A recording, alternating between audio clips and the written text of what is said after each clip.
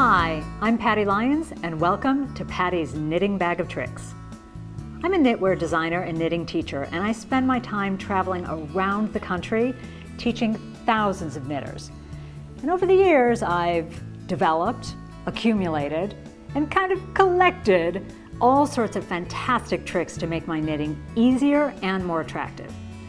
Now, there are so many wonderful knitting tricks that make our lives just better. And I love it when I'm teaching a class and some student will declare, "Oh, I love that tip. That was totally worth the whole price of the class." So I thought, what if I dug into my knitting bag of tricks and put them all into one class?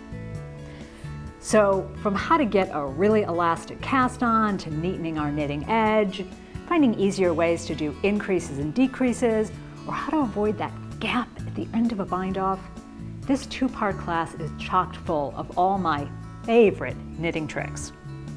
I'll also be sharing with you some ways to make your knitting look better, like the best ever neckline divides and a buttonhole that really actually looks great.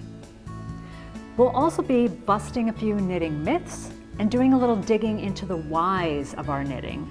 You know, my favorite thing to do. All right, so let's cast on and start improving our knitting.